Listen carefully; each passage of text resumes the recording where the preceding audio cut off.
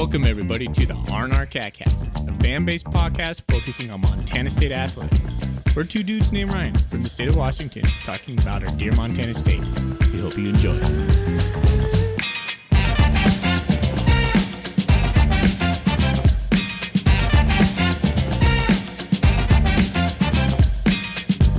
All right, welcome back, Bobcat fans. Thanks for joining us on another episode of the R&R CatCast. I'm one of your hosts, Ryan Foley. Zach Levere and Ryan Thornburg are with me. We are the R&R, the Montana State affiliate of the Big Sky Podcast Network, and we want to give a shout out to the Bobcat Collective. If you're passionate about supporting Bobcat athletes, visit bobcatcollective.com today to learn more and sign up to be a member for as little as $25 a month. Memberships support student athletes and provide great perks for members, including exclusive access to events, behind the scenes content, and more. That is bobcatcollective.com. And tell them the R&R sent you. All right. Cat Grizz, round 2, second episode this week. We're here. It's chopped up. We're actually going to talk about the Grizzlies and the game this time around. We made it. We're going Monday for was those. a fun episode, though. If you haven't listened to the episode on Monday, you should listen to it. We didn't really talk a lot of Grizz stuff, but that was a fun episode. We were all feeling pretty good about the win and going into Cat Grizz week. It was some good banter, some good entertainment. So Go back and listen to that if you haven't had a chance. Gentlemen, happy Cat Grizz week. That ball is going to bounce past Ryan Elliott, picked up at the 10-yard line by Smith. The 15, 20, 25, 30, 35, 40. He's at the 45. He's at the 50. He's down the sideline to the 20, to the 10. He'll walk into the end zone. This place is off the hook. Corey Smith, no flags. 6-0 Bobcats.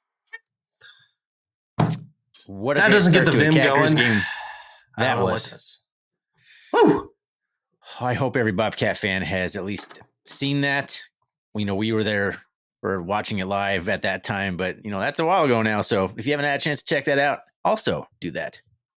The great call by, is it Chris Atterbury? I think so. Yep. The 2002, right? Cat Grizz game. Bozeman, Montana. Yeah. Corey Smith takes the kickoff. The video shows a young and angry Ty Gregorak on the sidelines for the Grizzlies. Some luscious Pretty sure he's locks of dropping an hair. F-bomb. Oh, good times.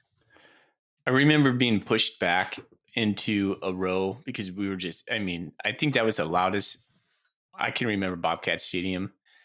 And I think our whole row got pushed back. And so we just cascaded into the people behind us. Didn't care. It was electric. So cool. So cool. Corey Smith was electric in his own right. That guy was Absolutely. so fun to watch. He's a legend for that one alone. Yeah. My first Brawl experience in person was 10 years later at the 2013 Brawl, and it was freezing. We ended up losing that game, which kind of sucked. But I think we had a punt return. I want to say we had a punt return touchdown in that game. I think we had a really big return by maybe Sean Johnson in that one, possibly. Yeah. That was a weird game. We also had a pick 13, six I'm called having back on a flag in that one. Feels about right. Yep. Yeah. Yep. Yeah. Well, there we go. Happy Cat Grizz week. Happy Cat Grizz week. Happy thoughts. Yeah. Come on. What are you bringing up that one for? I know it was your first. Sorry, that was- So Zach, help me. When was the South End Zone built again? 2011, I think it opened. Oh, okay. Yeah. All right. This is So, going to be yeah, okay, I an remember interesting that game. pod because we have a lot of fan questions. I'm curious where the ship's going to take us tonight. Where do you guys want to start?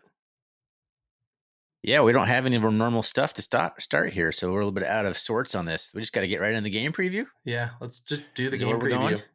Well, hold on. Did we talk about Coach Ty and Coach Ty's word last time? We No, did that's not do that on Monday. the attire segment. Attire. Ty's attire.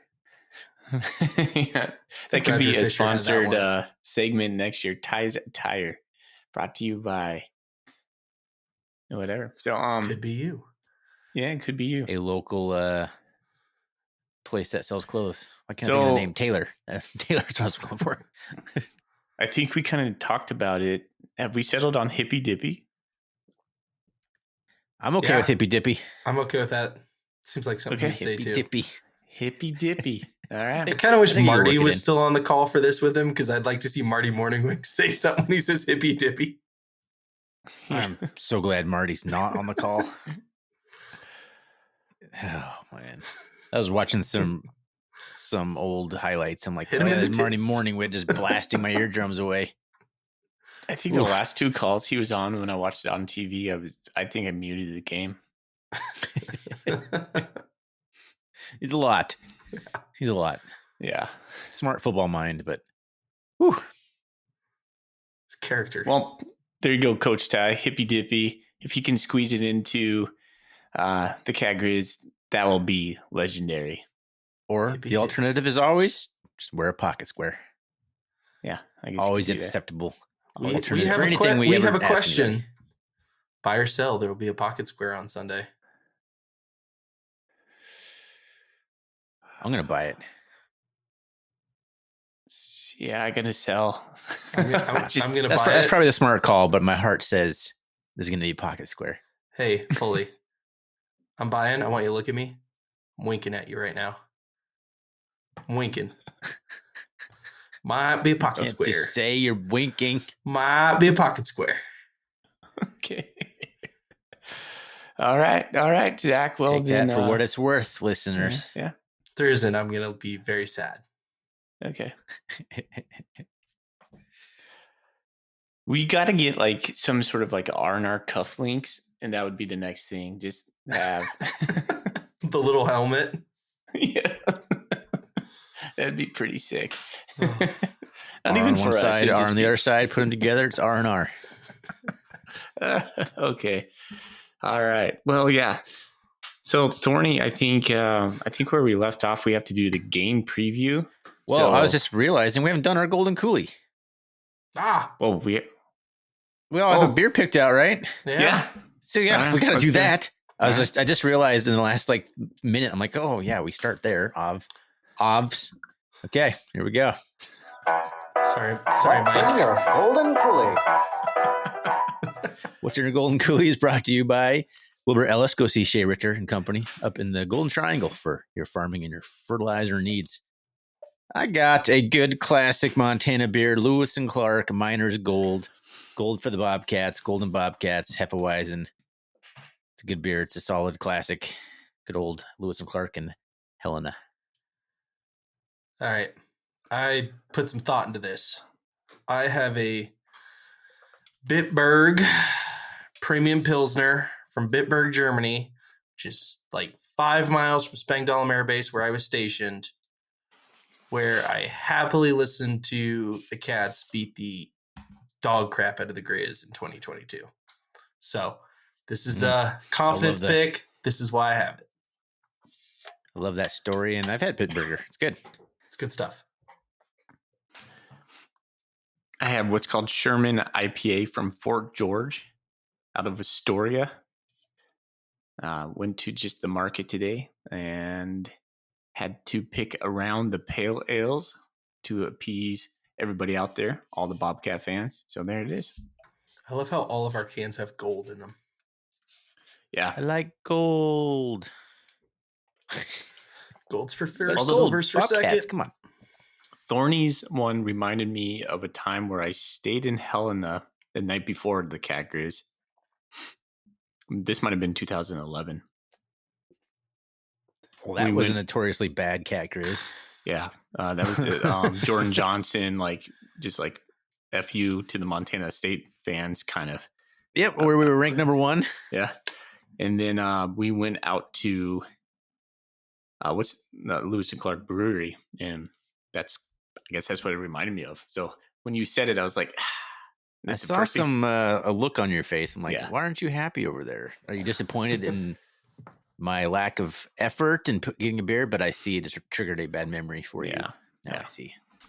So everything's reminiscent of Cat Grizz this week. Every memory, everything that you do in your life has some bearing on this game. Are you wearing your blue all week? You know, what kind of oatmeal are you eating in the morning? What kind of routine? Are you doing the routine that you did when we were winning?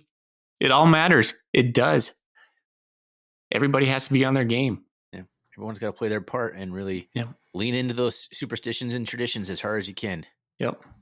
And I want to see, it'd be awesome if we saw a bunch of Golden Coolie pictures from Missoula sent to us, tagged on Twitter. I think that'd be pretty fun. So if anyone's got Golden Coolies that's going to be out there, or even at home, wherever you're watching, send in some Golden Coolie pictures this week on Twitter. I think that'd be pretty fun. Were you root pictures? Like the ones. Yep. So we have like a montage of all the Golden Coolies out there. I like Were it. you Location. I like it. Let's make it happen. That's Coolie cool. cats. Cool cats. I like You that. guys Man. ready to talk a little bit about the Montana Grizzlies? The Brawl of the Wild. If we must. Cat Grizz, never Grizz Cat. Sounds horrendous and stupid. Ridiculous. If you say that, you're probably also it's weird. Ridiculous. unintelligent. All right, the game preview segment is brought to you by Madison River Brewing. Crack open Montana with Madison River Brewing. Inspired by the rivers we fish and the places we love, our beers are brewed for adventure, for friends, and for stories worth telling. Find Madison River Brewing wherever great beer is sold, or come straight to the source in our tap room on Frontage Road in Belgrade. Madison River Brewery, the Montana beer. Nice try, boys. Failed. I'd like to point out that the new-ish owner of Madison River Brewing, the guy that we're doing the, connected with us for the sponsorship, big Bobcat fan, big loyal Bobcat fan. So you gotta throw that out there. You gotta love that. So yeah, they're a good sponsor, good Bobcat fans, good people. I know they're barbecue right excited for the game. Place too. I think it's Sheridan's Barbecue. They partner with right outside the brewery. Good stuff. Go get some barbecue. Yeah, go get some beer. I've known John since grade school. We go way back. They're expanding. I just saw on Instagram they're expanding all the different stuff they have there. I'm a frequent visitor. Well, I wonder if they have the game on Saturday. The game, boys. We're here. We're here to talk about it.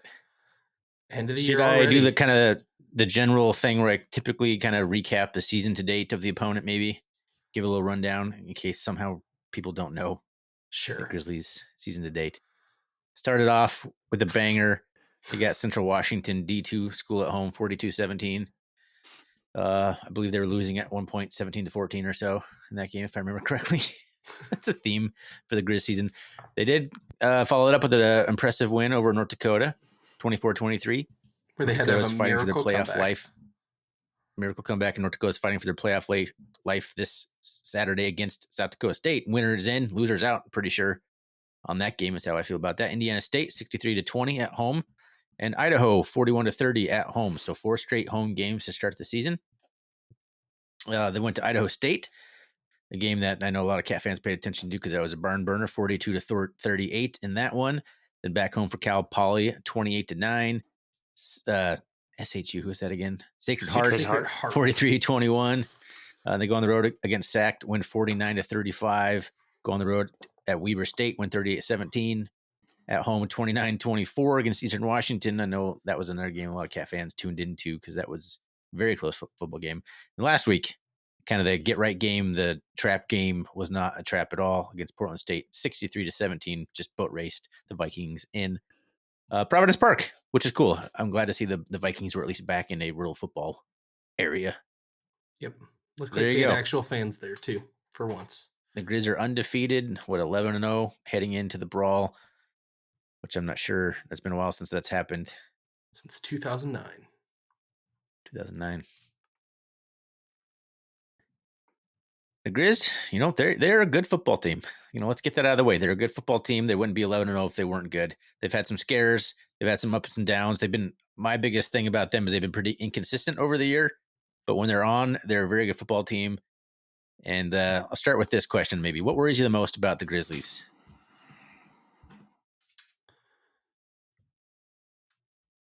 Their stadium, Yeah, Yeah, is that was exactly is it the even first football thing. team related? Yeah, exactly. Is it location? That's Yeah. kind of where I was leaning too. Like Washington Grizz worries me more than the actual team or anything that they do. I don't want to put out what I'm thinking in my head, but it Then seems don't. like the last couple times we've been there, like the first play is a sack. Like we get sacked. We get sacked. So they always run that weird pressure with the 3-3-5 where they bring the house. So Okay, what's a follow-up question? What's your first play? If you're Sturbeck. I have been thinking about this all week. I tried to blow the top off of them with Taco Dowler. I have juice. I Taking bring a shot. Davis in. I run a tight end and receiver over the middle short, and I see if Taco can get behind their safety on a slant post route and see if he can take the top off the defense first play. Is that a play action? Yes. I think it's pretty Run solid. crossers over the middle, Taco in, and I run him on a post.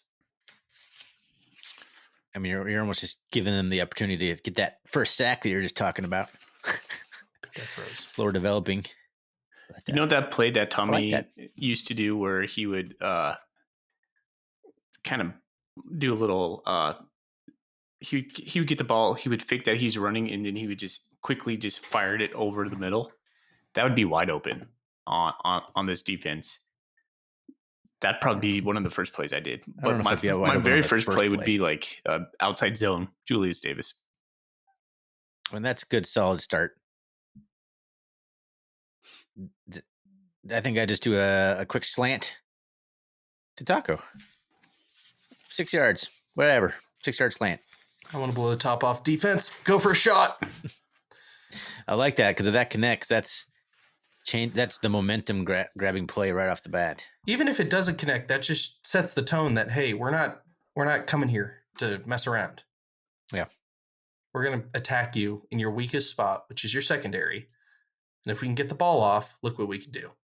We've had pretty slow starts this year, so I like the idea of at least attempting a deep shot right off the bat because, there's a good chance. I think there's a good chance we'll probably go 3 and out because that's just kind of what the Cats have been doing against everybody.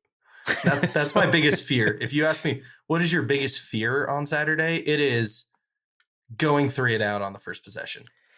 And my biggest fear, first down and second down being runs straight up the middle for like a yard. the Grizz get the ball. They drive down the field on a scripted drive. We get the ball, go 3 and out. The Grizz get the ball back and score a touchdown. It's 14-0 before anyone knows what happened. Yep. And that's not like out of the realm of possibilities for me. We have had a streak of winning coin tosses this year. Like, I feel like, I don't know if you've seen this, but we've won probably 75% of the coin tosses this year. Do we defer typically then? Yes. Yeah, I think vegans are a defer guy. Pretty much everyone's a defer. I think House a defer guy too. Do you defer in Washington Grizzly Stadium? That's a great question because I don't think you give them that chance to have that momentum first. I think you need to take the ball first this game. Don't give them a chance to run down the field. Well, let me ask you this question: who do you think is better chance of shutting down or capturing some momentum first? Do you think our defense can do that, or our offense can do that? Defense. I think probably our defense. I'd almost defer. So just so they get the ball and our defense can potentially get a 3 and out. I think there's a higher likelihood of that than our offensive doing anything that makes us go like, yeah, on the first drive. You can almost guarantee on their first offensive possession, they're going to try to take the top off. They do it every time we play them. They do it every year. Yep. They do it every year. I think they're going to test our secondary. Yep. In a way that they haven't been tested in some ways.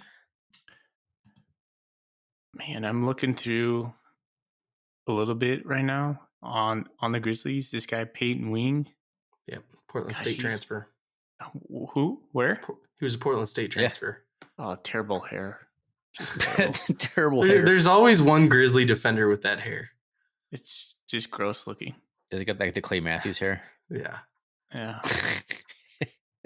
I mean, it's just too He's a good player. thin to be long. If he's going to have that long of hair, he's got to have a little bit thicker locks. He doesn't. So it just looks greasy, which would be on point for the gris. Dare you say hippy dippy hair? Hippy dippy hair, man. A little bit of dippy. Paint wing. Paint wing. Yeah, so sorry. Derailed right there. But I can't, I'm hitting the back button and my whole thing is stuck on this paint wing website, his bio. I can't get out of it. It's weird. That's a great story. Well, there it goes. Finally. So, have either of you been to a game at Washington Grizzly? I think Foley said he's been to one. I've been to a couple games. I used to date this girl that was a Grizzly, but most of my games I watched with her grandparents had a box up on the booster side, so it was pretty protected. But I do remember one time I made the trip. I think I was a senior for the Cat Grizz game over there, and I sat amongst the Cat fans, and it was one of those times when there was an obvious drunk Grizzly fan who comes over and looks at his ticket cross-eyed and goes, "Yep, this is my seat." And he was just there to cause just trouble. Problem. Yeah, because I was sitting with all the parents of the Cat fans, in the parent section. Somehow I got my ticket in that section. I was like, okay, cool. And then we weren't doing the pot at this point. It was a young guy. But this guy, him and I almost went to blows. It was weird. It was just stupid energy between him. But yeah, he sat between for a quarter until we basically kicked him out between me and this other guy. And we're like, you're just got to be gone, dude. So yeah, he was just wasted though. There was a good sign though on that one that said, "Hey Travis, I Lou-laid your mom." And that was an all-time good sign.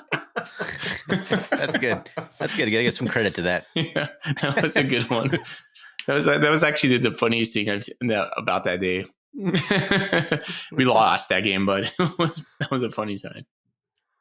Yeah, I was there in 2002 when the streak ended. I was in the band, in the Spirit of the West marching band in Washington Grizzly Stadium. Not really even a Bobcat fan yet at that point, because people know that I grew up kind of a Grizz fan. I grew up in Missoula for a couple of years, both my parents Grizz, so I kind of was in the 90s, was a Grizz fan, and for my freshman year, I kind of went even. I don't really like either team, and then by the time the sophomore year rolled around, it became the school spirit just took control, and it's been cruise control Cats since then. So I was there in 2002. FTG since. And 2000, I want to say 6. I'm trying to remember. I went there with my friend Roger from my fraternity. That was 2006. I think that was the year I got kicked out of the press box. That was all that same whole Chuck and ice. It was either 08 or no, it wasn't 08 because that was when I graduated. So I think it was 06. And then 2012. I would have been the other time. So there are 3 times I've been to Cat Grizz games. I've been to Washington Grizzly Stadium tons of times for other football games. But those are the 3 I've been to for actually Cat Grizz games. 2 out of 3 wins. It's pretty good. It's pretty good. Not bad. All right. Or maybe it's 2004. I don't know. Yeah. But anyway. Back to game preview. Good derail. Yes. Because you'll be there, which is exciting. This will be my first time, so I'm curious. Go to the press box, get kicked out. Chuck some ice.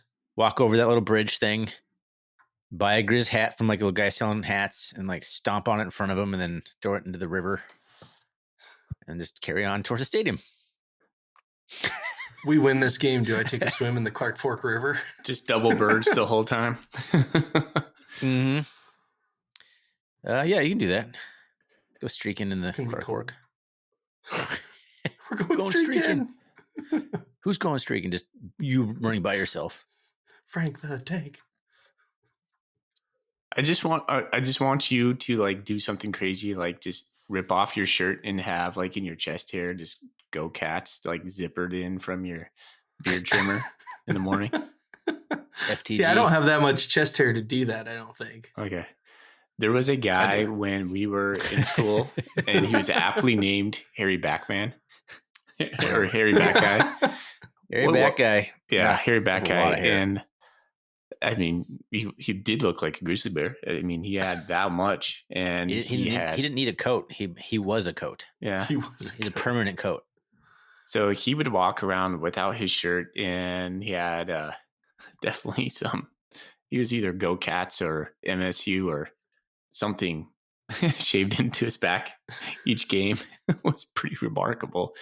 I think the Exponent at one point did a piece on him, or maybe the Daily Chronicle. I don't know where he's at, but he was a legend. People be like, "Yeah, what's up, dude?" And that guy always had way too many beers because how could you do that sober? I'm not sure. He was a legend, though. Talk about legends.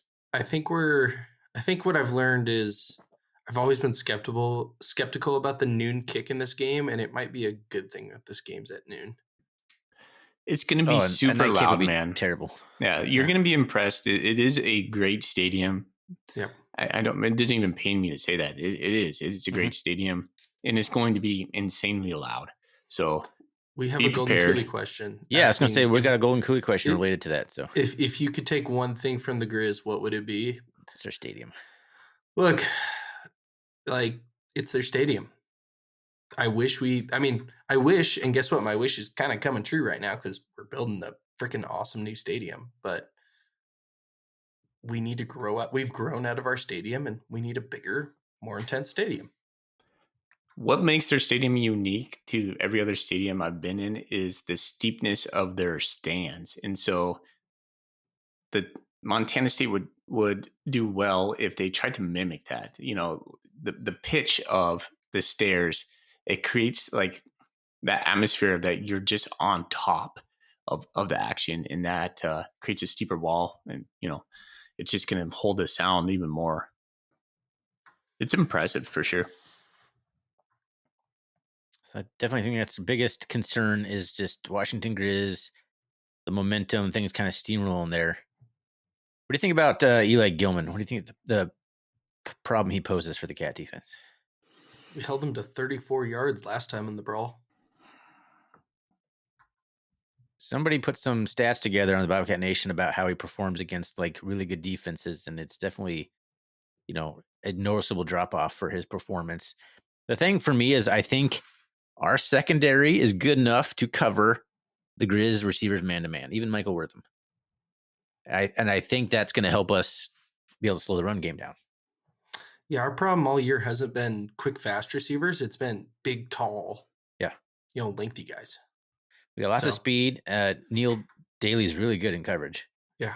He's got some length, and he can run with the guy for a little bit. So I think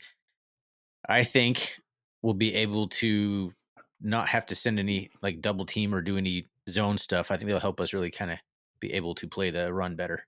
Their run game doesn't scare me. What scares me is Ayad drops back, coverage is good, and he scampers for like 15 yards. He's more of a guy that's going to extend the play and then fire one off as he's going out of bounds 50 yards down the field and find an open receiver. I think he's going to have to scamper. He's going to have to learn from Pinnock that he's going to have to make plays with his feet. And if that means getting 6 yards and going out of bounds, that's what he's going to need to do against this defense. We can have the exact same defensive game plan I think we had against UC Davis, and it's going to work. I kind of agree. If he has a Pinnock game from that game, we win. Yeah.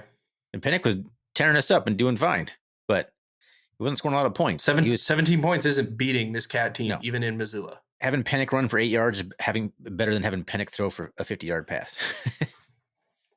They were just like Pinnock rushing down the field 5 to 7 yards at a time, and that's good enough to win. And I think if we can do that against the Grizzlies and kind of have a similar game plan, I think that's going to work out well for us. I've mentioned to you guys strength of schedule. Montana State has played the 7th hardest strength of schedule in the country. Grizz, I think, are currently 35th. It's fairly skewed by Oregon. I mean, you got to be honest on that. And number 2, South Dakota State at the time. Yep.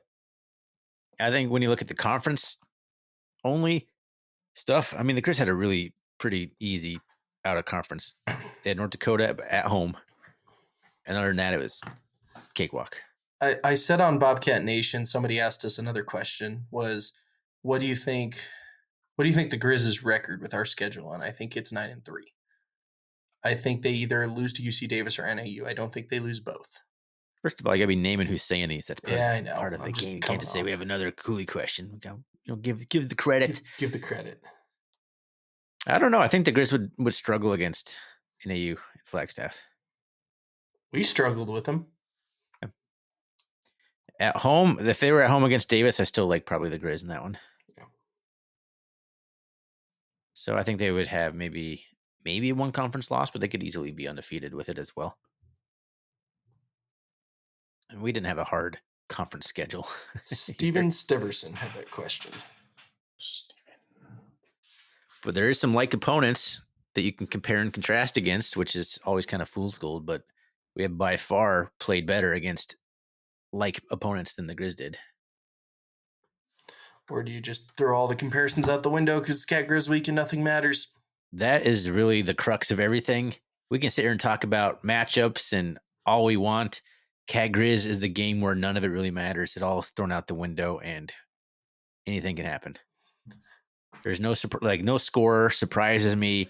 I guess I'd be a little surprised if the Cats get destroyed, but not like that surprised. It's a possibility. We let it get away from us. Let the momentum takes it, and we just can't climb out of the hole. I'm curious. I want to know how Zach Cruz and Adam Jones play on Saturday. I think Zach Cruz is going to be juiced. He was in Penix's back pocket all game. He was in his grill.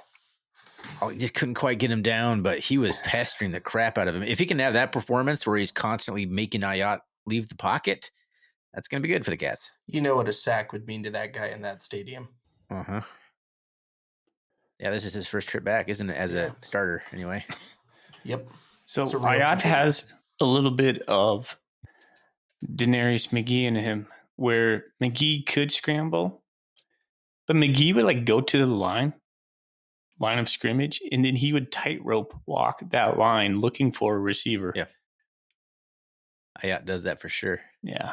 Which is going to open up a chance for more sacks. But in games like this where we commit to coverage, Montana State historically has had problems with, the middle's completely open, so they're just going to take 10, 15 yards on a scramble. That's tough. We've struggled with that before, but not to the point where they're going to score a lot. We saw that a little bit this year. I think Mercyhurst did that a little bit to us. NAU, maybe? Not sure. I have a hard time remembering NAU. That was a good win for us, though. Wasn't it in Flagstaff? It was? Yep. Yeah, anyways. I just was thinking about Ayat. He reminds me a little bit of McGee as far as just his pass first. I think the thing that makes me most confident about this game is the stable of wide receivers who have proven they can catch balls in big moments, and the stable of tight ends we have, and how awful Montana's pass defense is. Yeah, their passing defense. I think it's dead last in the conference. The PFF grades up here, so not even just looking at statistics, just like how they grade out. And their passing defense is the coverage is first, which is surprising. They're the highest rated coverage grades in the conference, but their pass rush is third. So you look at the grades and it looks pretty good, but then you look at the stats and it doesn't look good. So I don't know where that lands on that. Yeah. So it's like they're making plays, but they can't cover giving everybody. Up yards. They're giving up a lot of yards. And if Lamson has the time, he will. We have a quarterback who can dice a defense, and he's proven he can throw for 300 yards in a game if needed. How important do you think Lamson is in this game? I have him kind of circled as we need a Lamson game. We need a good Lamson game. If we have a bad Lamson game, we're pretty much, I don't think we win. Yeah, he is the game. Yep. And his bad games aren't that bad. No. He's a linchpin to this game. If he can handle just the atmosphere, the pressure, I like our chances. He's a senior quarterback. He should be able to handle it. I know he hasn't started in a lot of places, but he's an FBS quarterback coming down. He's a junior. Yeah, I know he's played in hostile environments before, but he should be able to handle this. We're not starting a freshman or a sophomore. McKay froze, Good luck, but he's kid. not McKay. He's more. No, he's not better. McKay. He's way better than McKay. Yeah. Golden Cooley comment from Bohorn Weasel, which is, I looked at his profile on Twitter. He's a Grizz fan. He just has, he's like Lamson stats, 2,170 yards, 19 touchdowns, 2 interceptions. Matt McKay stats, 2,037 yards, 17 touchdowns, 3 interceptions. That's his entire comment on our Golden Cooley thing. What he's basically trying to say is that Matt McKay looks pretty good before he went to Washington Grizz. Cool. So, right, I don't think Lamson's anything like McKay. Maybe arm talent wise, like McKay was a very talented physically quarterback. He had a lot of physical tools. He can make a lot of throws. His mental game was nowhere near what Lamson has. We also played Weber in Idaho the 2 weeks before, where like we physically could not score against them. Yeah, we were petering out there. We couldn't score. I remember there was a stretch there where we were scoring 17 points. That was like our ceiling. Our defense was keeping us in things. We have been whooping ass all year on offense, and every week it seems to get better and better. And I didn't think we played a very good offensive game on Saturday against UC Davis, and we still scored 38 points. I know 7 came from actually probably 14 came from the defense, but still. I mean, 31 offensive points. I think that wins in Missoula. Yeah, I think it does too. Maybe. Yeah, maybe it's not a given. We're looking at a defense who has only given up 17 points in regulation to an FCS team. Yeah, but I think the thing that the Grizzlies do best is score points in quick fashion. So that's what happens. They so does Idaho State. They'll score 28 and a quarter, and then they'll go scoreless for 2 straight quarters. They're very streaky. And if we can withstand and kind of limit their streak to 1 touchdown or even 2 touchdowns, keep us within striking distance, because they will have patches where they can't get anything going, because that's just what they've done, I think, all year. Like they were losing 0-9 at home against Cal Poly. They were like, in almost every game that they've won, they were like losing or struggling mightily in stretches. They were losing at Portland State. Yep. And the Cats, have consistency seems to be a key. I feel like we're a consistent football team. Defense travels, and we have been consistent pretty much throughout the year. I think the Grizz, if I was a Grizz fan, the question I'd ask is, what team's going to show up, and are they going to show up for all 4 quarters, or is a different team going to show up per quarter? So the Grizz seem to do really well when they're running their scripted stuff, but when they get into the middle 8, for lack of a better term, and thereafter, I'm not sure Ayat sees a game like an upperclassman yet. Also, boys, sorry, good. We have a offensive coordinator. What does our current offense coordinator love to do? He likes to throw the ball, create uncomfortable situations for a defense. It's not, we're going to run the ball on 1st and 2nd down and, oh, shoot, that didn't work. I feel confident with Sturbick that he's going to be licking his chops watching this defense on tape. Like, I feel like with the Curry offense, we have creativity right now. It's going to be spicy Saturday. I hope it's a 5. If you eat Thai curry, that you'll understand that. One thing that I think lends to how this could work out for us too is, this is where you can look at stats, but this is where I kind of find the grading interesting. Is the Cats have the highest graded pass blocking unit in the Big Sky, and I think that's pretty obvious if you watch the football games. We're protecting Lamson at a high clip. Most of the times he gets sacked is because he's held on the ball for like 7 seconds. He's been chased around. Like, the offensive line they've done their job at that point. Like, if you give a quarterback a clean pocket for like 4 seconds, you've done your job. Zach, when we talk next after the game, I'm going to ask you to rate the spiciness. I want the star levels of the curry. Gladly. Yeah. I think I'd like to do that going forward. If we dissect them and win this game and it's like we put up 45 in Washington Grizzly, I will go eat Thai curry immediately after the game. Like loving that curry. Big curry fan. Yeah, I love it, dude. It's That'd be just cool. funny how much narrative is that the Grizz have like the best offense in the conference, and I don't think they do. I think we have a better offense than the Grizz do. And a lot of the stats and metrics point that out. The grading Yeah. points that out. You know, if we had a similar strength of schedule, if we would have played, you know, if we would have played a D2 instead of Oregon, we would probably have higher stats than they did.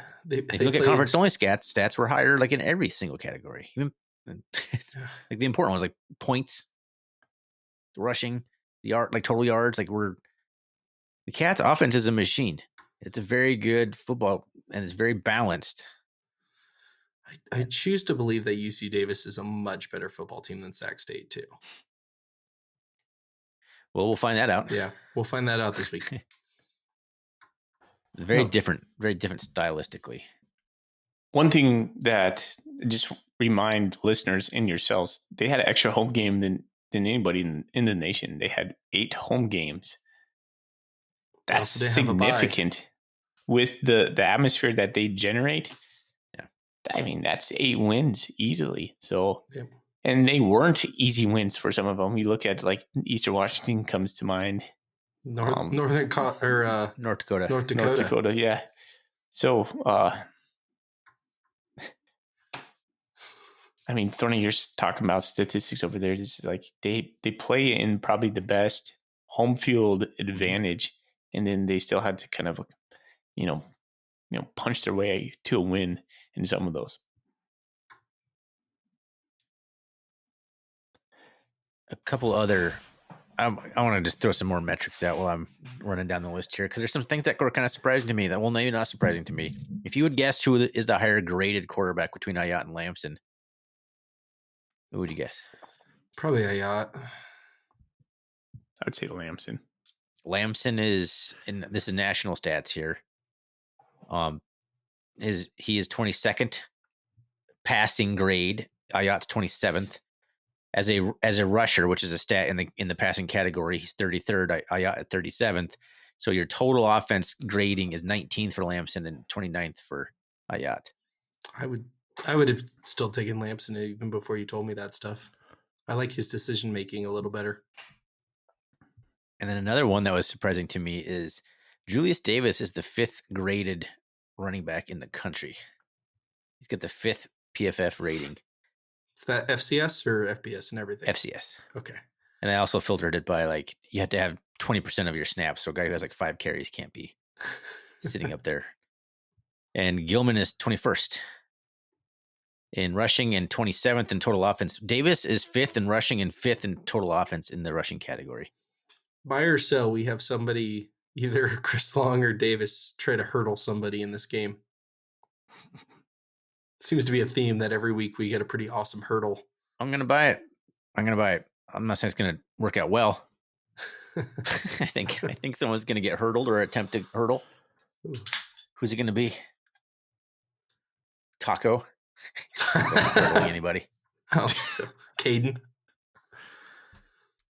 Maybe Adam Jones, all juiced up in Missoula, his old stomping grounds, hurdles. Does Caden Dallard go 3 weeks for 3 weeks with a pick? Yes. Yeah. I could see it. Yeah. I think the whole key to this game, it's 2-pronged. You mentioned Lamson, his ability just to handle the moment. His first Cat Grizz and it's just going to be different. You know, it's going to be in Missoula. It's also Ayat's first Cat Grizz, right? No, it's not. He was here in Bozeman last year. He didn't play. I think he did. I think he did get some snaps. It was a Logan Fife show last year. I think Fife had every snap last year. Yeah. All right. Well, I'd be happy to say he's been on a team, but I don't think he's played in this game. The second prong to this win for me is affecting the quarterback. I'm always going to come back to that. If we can disrupt Ayat's flow, I mean, that's just game us because our guys, the young guns on the back end, are linebackers. we're going to be covering. He's going to be holding the ball. I think we make him uncomfortable and hopefully force a few bad decisions or bad throws. Yeah. Put him on his butt. Make him. See, to me, I can foresee him doing like the backpedaling, trying to sweep around, trying to get out of it, like 10, 15-yard losses, where you have Iden coming in on one side, and I see a little pressure, like Dallin Marsh coming in on the other, Parsons coming in on the other, Zach Cruz. Now, our defensive line is pretty fast, probably faster than he's going to be expecting. Yeah, there will be a pocket in the middle for them to get to. So that's the thing that worries me a little bit is that vacated middle zone, getting the ball toward them in that spot and just dumping it. And that's a high percentage. Just a little dump to him and then watching him go left or right for 5 yards and then up for 15. That's a killer play. And it's not hard to scheme up. Yeah, put a hand up there, tip the ball. Yeah. I mean, Daly's got that length, right? So we got some good batted balls against Davis because there was one that was a wide open tight end dragging over the middle, easy touchdown, bad down the line of scrimmage. So got to get those hands up. Continue to do that. I think that's going to work out well. Ayat did not throw a single pass last year in Cat Gris game. Interestingly enough, he threw 2 passes in 2023. Probably when that game was well in hand for him. Exactly, yeah. So he came in for mop-up duty when they were kicking our butts in Missoula. But yeah, he didn't throw. So this is his first start in a Cat Gris game, and I mean, he's been in the program, and he knows, it's a home start, but it's a thing. Starting in that game is still different. Fellas, does it seem like the pressure's more on them to win this game? Like, who has more pressure going into this game? I feel like it's pretty balanced. I'm not sure either team has a bunch of pressure. I feel like they have some pressure going undefeated. Responding. That is true. The undefeated. We're the road narrative. team. I mean, we're the favorites, though. Yeah, that's true. Kind of funny. 9-2 Cat teams favored over an undefeated Montana team on the road. Is it still 2.5? I think so. Yeah. How do you guys feel about Michael Wortham in this one? Concerned. He kicked our ass when he was at Eastern 2 years ago. Yeah. He's a really good football player. He's really fun to watch. Yep. He's all over the field. So the thing that I think gives me comfort is the fact that how well our cornerbacks have been blowing up passes to the flat and screen passes. Davis got a couple on us, but like those passes out to the flat, we've been blowing those up all year, and I think the Grizz try to get Wortham involved in that way quite a bit. So I think we have a good chance to get some tackles for loss on him, actually, or at least blow the play up. We have a defensive staff that I know is scheming. I think even like you just put a fast guy on Wortham and put like Neil Daly on him sometimes. I think even that's going to be enough to kind of keep him in check. Our defense is going to have to disguise the coverage. Don't let Bryce Grebe get on him. No. I love Grebe. He's not very good in pass coverage. And I think noticing a theme a little bit. They're going to try to pick on him. They'll do their best to scheme up. They're going to try to get Wortham in one-on-one with a linebacker, and then they'll try to put Deck down the seam. That's going to be their kind of go-to.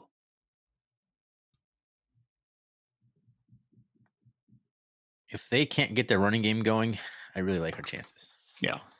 Yeah, I do too. I respect busting through there and getting 40-yard runs here and there. Like it's gonna be. We're in trouble. We're in trouble. Yeah. All right, boys. Let's read some Golden Coolie questions. All right. Let's do it. Is that all we want to talk about the game? I don't think I got anything else. I think some of the things that if we miss are going to come up in the Golden Coolie questions, and so we'll be able to cover it. I guess one last question. Any other matchups that scare you? Just in any way? I guess I kind of want to finish with that one. No. The Moment versus Lamson. Can Lamson be cool, calm, and collected? Can he not be overhyped? Can Sandstead make his field goals? Can I give you I'm looking at my document here. I have a little keys to the game. I think I'll give those real quick here before we move on. We don't have to talk too much about them. I want to give you the Thornies keys to the game. We've already talked about some of them. Number one, though, we have not talked about penalties. It happened against Davis. 3rd and 2, false start, 3rd and 7.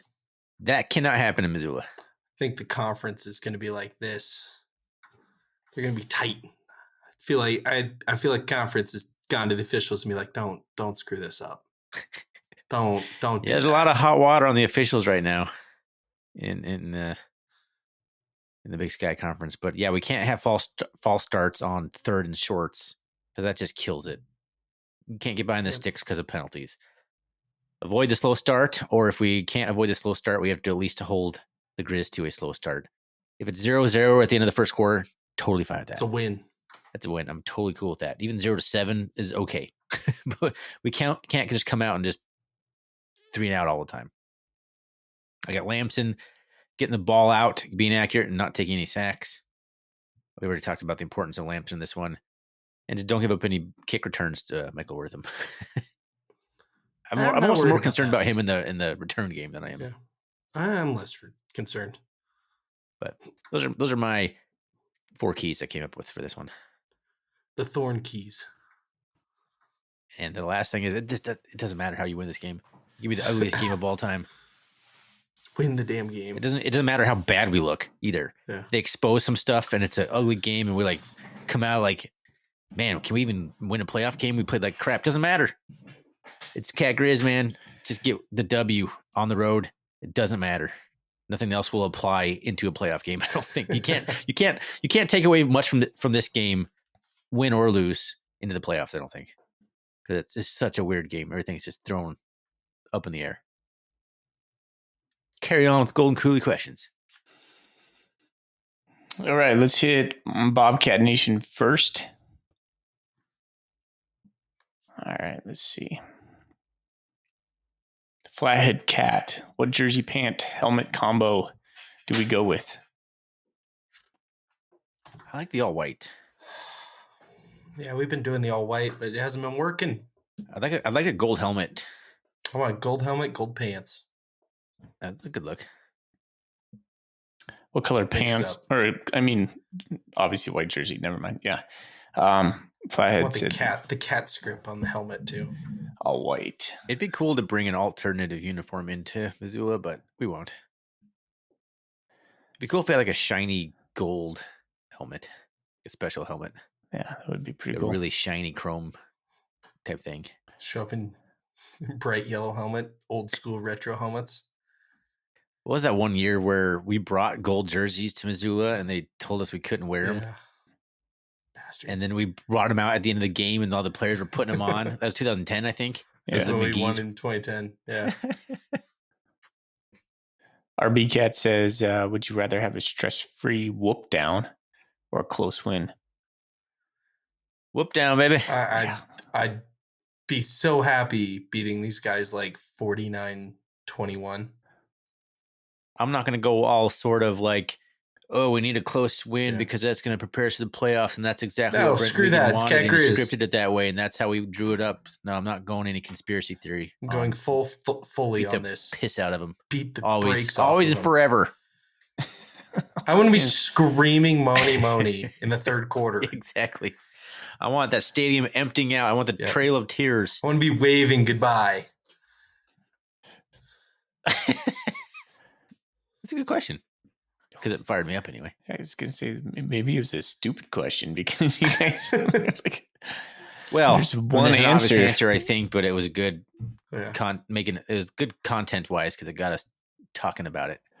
Our friend Corey asked, any chance you guys get press credentials and ask Bobby about rotating centers in the post-game presser? Well, Zach has an opportunity. Have you reached out to... Is it Kent Haslam? Who's over there? I will be in a press box, but I don't have a press credential. We just need to clip that. Is that a thing? Yeah, I just want that. I just want that on one of our sound buttons. Is that a thing? If we win, we will. If we lose, I won't. Clipping any Bobby Haug. Is that a thing? I just want that on. I need that as a sound bite in my life. By yourself, Fisher, Roger. The Cats are good enough to beat the Grizz, bad enough that the Boo Birds come out. I think my answer was already said yes. Yeah. I Well, think that was more of possible in this game. Yeah, I think our answer was more of like, that's what I want. Yeah. But is it actual possibility? I do believe it is. I do. Bocephus says, I don't can think the it'll happen Cats necessarily, but can we recover from a slow start? offensively, yes. Yes. We did in If it's- 2018. If it's the defense and the offense that are slow starts, I don't know. The defense was still kind of keeping us in the game a little bit in that other 18 game. Like if the defense still has somebody has to show up for a half. Colorado Cat says, what? No midnight instant reaction pod? I thought about doing it myself. I was very close to doing that myself. I've never done a solo pod, I don't think.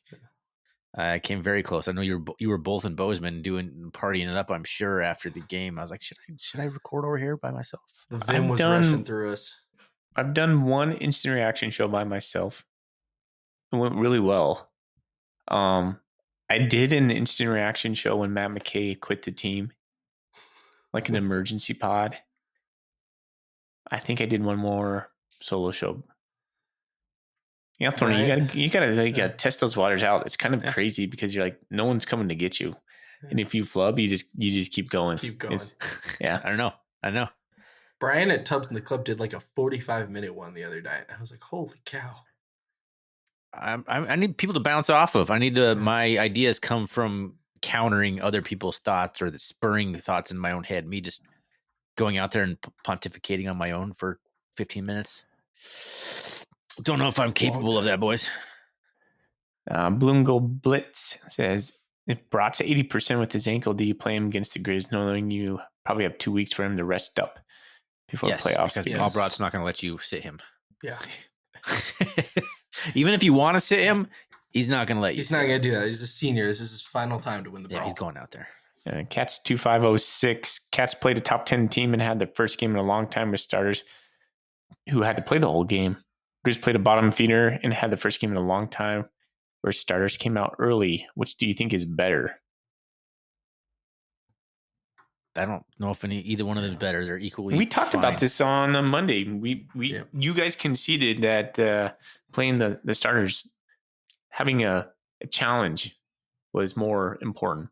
I think it was more combined with the fact they're coming back from a road game. I think that's a better overall situation. Now they get to go back home.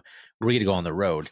Yeah. I don't necessarily think that one was better because one was close and one wasn't necessarily. I don't know. I guess I'd rather be the battle tested team. I guess if you're putting my feet to the fire on this one, rather a close game and you just came through a big battle and had a good opponent come in, and that's gonna, I think, be a better test for you heading into a game that you know is going to be a battle. Yep. Liquid 360 Steven says, how important is Shirky, the mental performance coach, role this week? I'm not sure who Shirky is. This is the first I'm hearing that we have a mental performance coach. I knew we had one. I was going to say, Zach, you probably are privy to this. Yeah, is it Shirky? I think, don't quote me on this, but I want to say that the quarterback club was paying for it for the last couple of years. And I think that has now become an internal athletic department thing where the athletic department has invested in mental health and kind of like sports psychology preparation. I can give you an example. I remember when I was in high school, I was on a really, really good cross country team. We won 4 state titles. Every year I was in the big school division in Oregon. And I remember I went and saw one. I thought it helped me before a state meet. I remember I talked to one for like an hour. And then our team talked to one. I think it can help the right guy. I don't think everybody needs it. But especially going into an environment and going into that and to calm yourself, there's some help there. So the guys like in the locker room there in Missoula kind of? I mean, you can see them during the week. It's one of those kind of things where they just they help you mentally prepare. Like one of the things is the visualization and going through the situations and imagining where you're going to be. So, well, it can't hurt. No. So I don't know how big a role it plays, but it's definitely a nice thing to have on the team. I'd rather have a person in that role than not. The importance of it, I can't really quantify. So I'm on the roster right now. There's no one on the coaches or the support staff that is named Shirky. So it's probably just in the staff directory for Montana State, not even necessarily focused, because it's probably not just football. I imagine this person does all sports, right? Google it. What was the name? Shirky. The Key. Let me see. Yeah. Shirkey. John Shirky.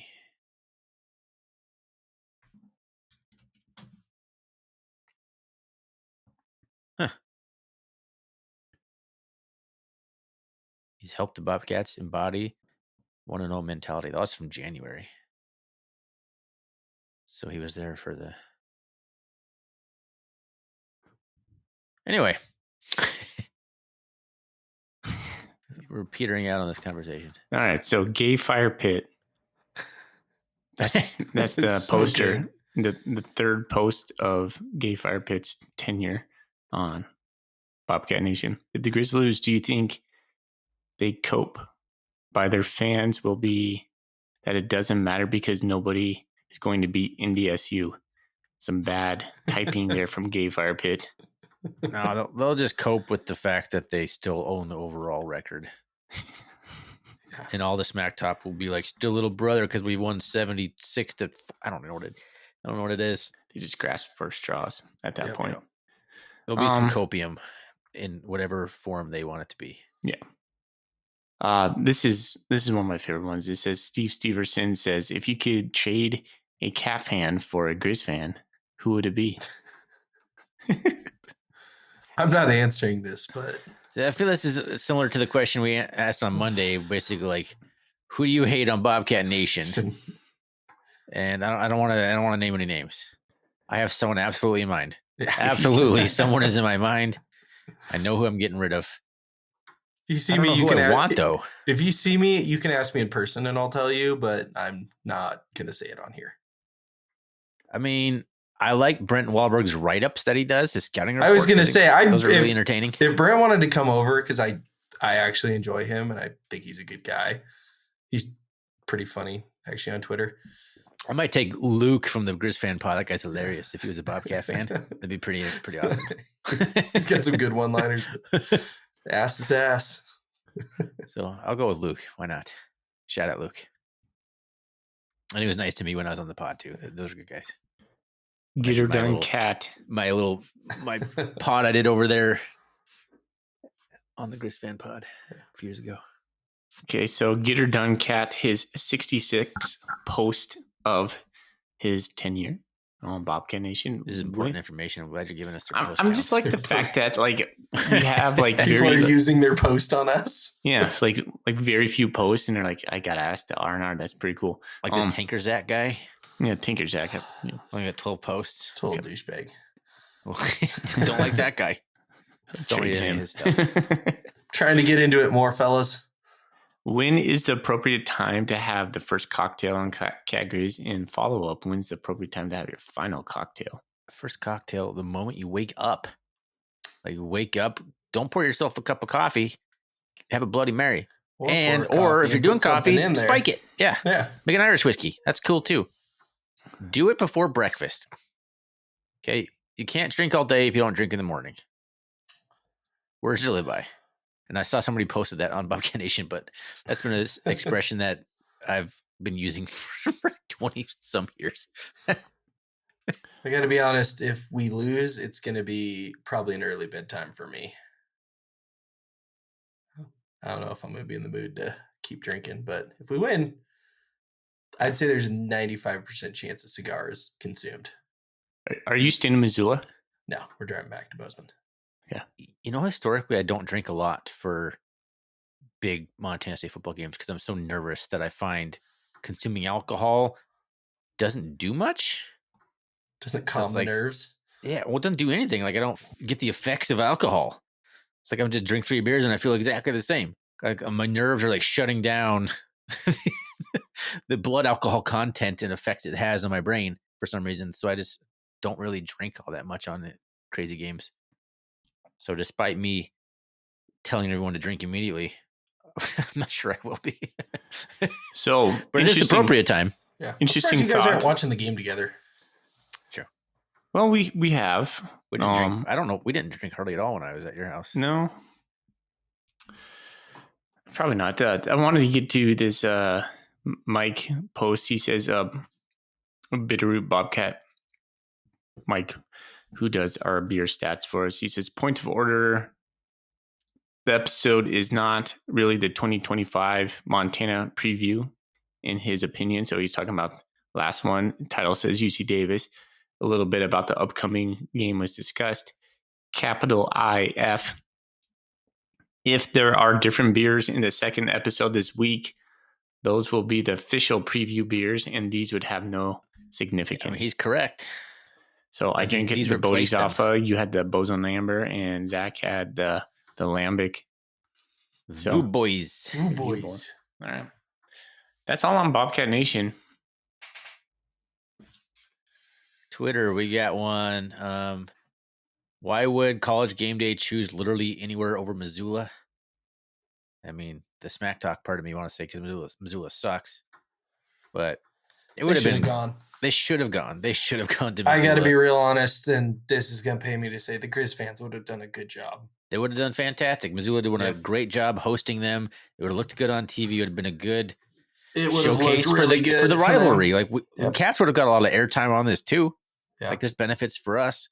So the fact they're going to Eugene for UCLA Ducks, like USC, Oregon. They were in Oregon 4 USC, weeks whatever. ago. Yeah. So Oregon's now hosted twice in 5 weeks.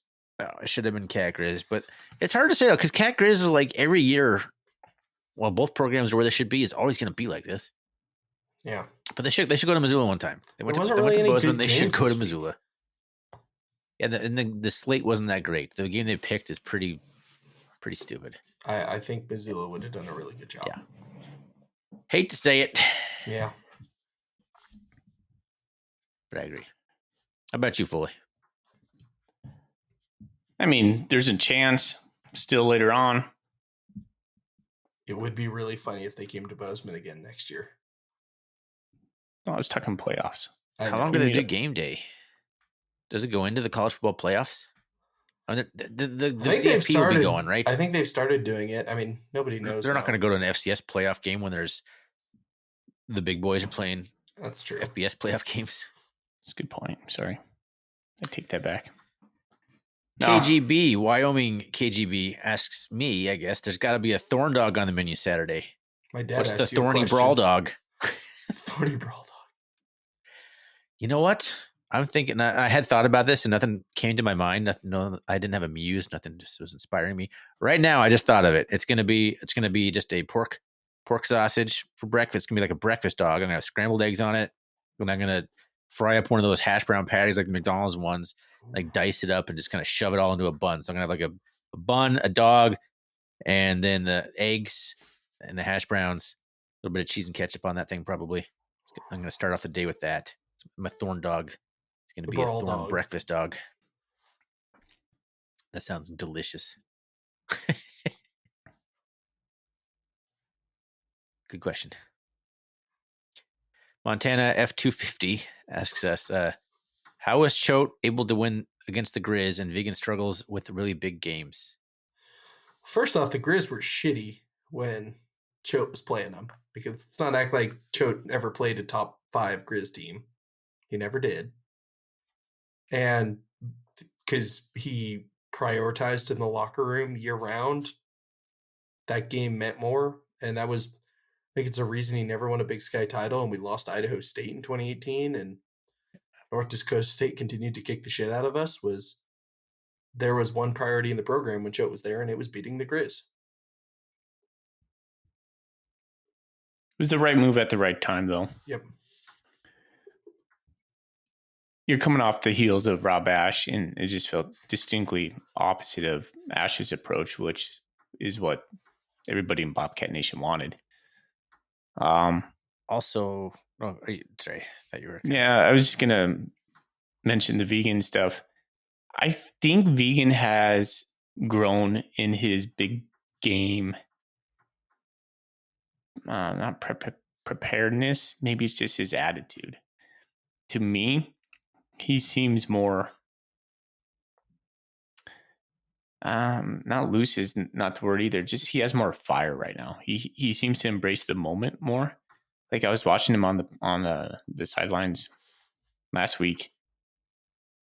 Does coach have that emotion year 1, year 2? He didn't show it. If he did, I think he's just more comfortable being the head man at this point. He's lost twice in Missoula, and Vegan's a very competitive guy. I think for sure he's going to be prepared. So I might have taken him a little bit to get there, and that's fine. We have to allow for coaches and people in general in life to grow and change. Not everybody's going to be the same version of themselves every year. So I think Coach Vegan is a more, he just gets it now. Like he gets the importance, he gets the environment, he gets the mystique. I like that. Yeah, I agree. I like what you both said. I don't have much to add other than the fact that I don't think Vegan struggles with really big games in general. Yeah. We've won a lot of big games with Vegan, starting at Sam Houston State on the road. It's one of the biggest wins in program history. That was a huge win. Yeah. He has only handled road it. playoff game. We've had, We've had the struggles in Missoula, 0-2. Like that's about the end of it. And of course, the Dakota State. So I guess there's still a couple monkeys hanging around on the back, so to speak. But he's won a lot of big games that other coaches hadn't won, and he hasn't lost to teams he shouldn't. As you were saying, he's undefeated against unranked teams, right? Yes. Which is Did you guys know he has more playoff wins than every coach we have combined in the FCS era? That does not surprise me at all. No, that does not surprise me. We've had some pretty mediocre playoff success. Yep. No. And okay, that was the other question. If you could have one thing that you wish the Cats at the Grizz have, what would it be? We already answered that. I think that's all I got on my Twitter side. Zach, how about you? We had, pull them up. We had our Thorn Dog question, and then which Dowler gets more yards this game, Caden or Taco? From Russell Dam. He says, just kidding. What are your guys' favorite Cat Grizz moments? I think we kind of went over a lot of those. And then he talked to us about making a bet with the GFP about the introduction. That's right. Which I did not reach out to them. We need to talk more about that. And then a certain burner account of an Idaho fan asked which town in the rivalry has better titty bars. Well, we're not going to be discussing that on the podcast, okay? No, we will not. But that account's ridiculous. I'm not going to say it. It brought out a good chuckle. So this person's been around the Big Sky Twitter sphere for several years now. It did bring out a good chuckle. I saw that. I'm like, oh, come on. But any other good Cat Grizz memories? Yeah, I was just going to say, every time you know that it's in the bag and it's like maybe like 3 minutes left, 4 minutes left, and even then you feel a little bit of tension. You're like, well, there's could be some weird things that happen in 3 and 4 minutes, but you get down underneath 2 and you're multiple scores up on them. And just the release of joy that starts flooding over you feels so good. Like Thorny, I was so stoked for you when you got to go in 2022 and how bad we just kicked their butt in 2022 with game day there. And you just kept texting me, man. You're like, this was the best experience as a Cat fan I've ever had in my life. I'm so glad I decided to go. Yeah, like, it was kind of spur of the moment. Kind of got a little trouble. Like I felt like I was gonna get in trouble for going, and I did it, and I was so happy I did it. Yeah. So I think I was living vicariously through you that day, but just watching the Cats just absolutely just truck the Grizz like 400 and some yards on the ground that day was unreal. That was the first real blowout win, right? Yeah. The 48-14 one? 2019. 2019. 2019 48-14? Yeah, we won 55-21 in 2022. I was there. I was on the field when we took down the goalpost in, what was it, 2002? First Lule home win. I mean, that goalpost still 2003. is that 2003. Yeah. So that one is, no, because, that would have been 2003. And that goalpost is still in the, not the R, but the crystal to this day, right? So, yep. I remember being over there. One thing that was interesting, I'm sure Russell would remember this. We were at college at the same time. That field it was like walking uphill. It had such a crown on it. It's so big. You don't realize it until you get on the field. Oh my gosh. And it was just so tore up each time we got down there because it was like the freeze thaw kind of moment in November. It was so cool though. So cool. And that game in 2005 when it was like 60 degrees out and sunny and Evan Groves just tore it up. And it was a slop fest. We went out on the field after that game. It was just mud, just complete mud. That was a cool game. But I actually think my favorite memory was, I think 2022, even though I wasn't there, just watching us dominate that whole day from being on game day to that win. And then knowing that Ryan, you were there enjoying that moment. That was cool for me to even think about you being there. I was with John. I was flying a combat mission that National day. River Brewing, John. I didn't even get to watch the game. Find a ticket. You were? I was in the middle of flying a combat mission. I was so mad. Oh man! I satellite phoned my dad. Like total use of government resources. I handed my pilot my dad's phone number, and I texted him before the game. I said, "You're going to get a call from a really weird number." And I kind of synced up when I thought halftime would be. And I had a little moment. I remember hearing it while I was going to the back of the plane to do refueling. I heard a little beep boop in my headset for the incoming satellite call, and pilot one goes, "Hey, boom, your call's coming through." I said, "Hello," and all I heard from my dad was 31-7, they can't stop the run. And I was like, "Thank you," and I hung up. And then I spent the next 4 hours being like, "Oh, I really hope we didn't blow it." Remember landing, and as we were taxiing, pulling out my phone and just seeing 55-21. I was like, "Oh, awesome. Glorious. That's funny. It's a good story." Yep. Choach last year too, when Jacques just smoked Samori on that first, and then on that first one, and that comes off of the heels of 2018 Miracle in Missoula, and Logan Jones takes it in, and it's kind of like, this is gonna be this kind of day. Yeah. That reminds me, Jacques Allen sends us a question on to the podcast on the private message. Right? He asked, and we need to debate what it means, and I should have followed up with him to ask, but he said, "Question for the pod, is this the year we go back to back again?" I'm going to assume that's beating the Grizz, and I say yes. Well, we're not going to answer that because that's something you almost got me there, Zach. You almost got us. The prediction boys over here aren't going to do it. I will. We're going to win. We'll do it off air. We'll talk about it off air.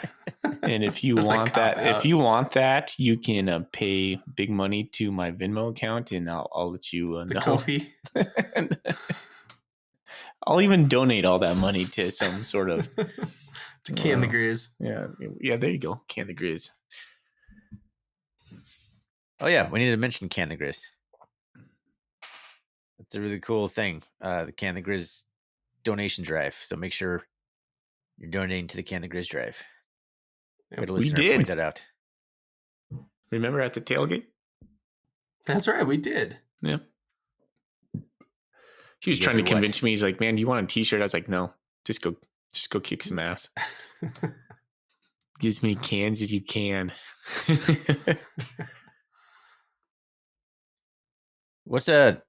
Just real quick, what's another favorite moment you have? Maybe a single play besides the kind of the obvious big time like the Miracle Missoula type stuff. Is there any other favorite like single plays that you have? The one that the one I always come back to is that Lorenzo Davis run in like 2000. I can't remember if it's 10 or 12. Yeah. But he like gets hit by Jimmy Wilson. Like just sticks him, stays on his feet, bounces all the way across back the field in the blizzard, and scores a touchdown. One of the craziest runs I've seen by a Bobcat running back against the all black uniforms the Grizz were rocking that year, the Halloween ones. But they're orange, in like the numbers. And such a good run, such a good memory for me. Just like I don't know what it was about that one. It was like such an amazing run, a big like one of the best runs I've seen, and it happened in Cat Grizz, and it's like yes, Lorenzo Davis, Bobcat legend as far as I'm concerned. Let me think. Last year was the first time I have seen the Cats win in person. So that one sticks to me. It's special. Just dropping the trophy, which was kind of funny, seeing the stupid Grizz logo on the bottom, like, ah! Forgot about that. What was that tight end pass in 2022? Oh, the Derek Snell to... Oh yeah, the tight end. That was a good one. Is it to Pickering? Yeah, it was Pickering. Pickering. It's just like the cherry on top of like we're just kicking your butt so Sunburst, bad. Montana, Ben. That was great. I think another one when Conkle intercepted Snead at the very end of the game in 2020. What is that? Or 2019? Yeah. It was a big time moment. Party. 2019 was fun. That was a lot of fun. No. It's a game of memories, man. It's a game of moments. And that's something that these boys that are playing, these young men that are playing on the team, they can be legends. And I know like the narrative around the game is like it means more to the Montanans. I think that discredits all those guys that commit to the Cats and they're bleeding blue and gold no matter what. Jacque Allen is a legend in this game because of his hit on Samari Torrey. He's not from Montana. Didn't he also win the game for us? Oh, and that was Tyrell Thomas, who won the game in 2017. Yeah. His pass breakup there against Gresh Jensen. Yeah. Right at the end. Like, those are the things that you remember as Bobcat fans. The Lorenzo Davis run. Like guys that maybe didn't. Chris Murray doing a backflip into the end that's zone. another one I was going to mention. Chris Murray's flip into the end zone. All-timer. Sean People Johnson's remember these things, man. Big time run. It's not just us. Yeah. Oh man, I want to win this game so badly. I want to win this game. It does not destroy the season, but there's a lot of implications to make your postseason better by winning this game. An easier path to Nashville. You do win the Big Sky Conference. You win a Big Sky title. That's important. And you ruin an undefeated Grizz season. That would be satisfying. And then you get home field advantage through the playoffs. Got to go through Bozeman to get to the Natty. That's probably the biggest thing right there. That has to be the biggest thing. Yep. Yeah. If you can't play for that, what are you playing for? What are you doing? What are you doing? It's an important game. I don't think this game is won or lost in the third or second quarter. This game is won or lost in the first. Yeah, that's pretty common, I think. Yeah. Minus the Troy Anderson game. Yeah. I like the comment. You can't win. There's a saying with the Ryder Cup on the 3-day event. It's like you can't win the Ryder Cup in the first day, but you can lose it. Yeah. Like I feel like this game is you can't win this game in the first quarter, but you can lose it in the first quarter. Yeah. I agree with that. If the Grizzlies get up 14, it feels distinctly different than if the Bobcats get up 14. Because the Bobcats get up 14, it's not game over. But the Grizz get up 14, it could be game over because of the momentum in the environment that it is in. Yeah. That's why I want a knockout blow. We have not had to battle back from a deficit much at all this year. Have we been down 14? I think we have.